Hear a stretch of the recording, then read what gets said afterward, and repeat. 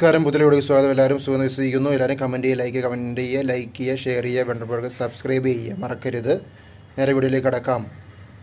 ജലവും പാറയും എപ്പോഴും ഏറ്റുമുട്ടലാണ്, എപ്പോഴും തമ്മിലടിയാണ്. വെള്ളവും പാറയും എപ്പോഴും തമ്മിലടിയാണ്.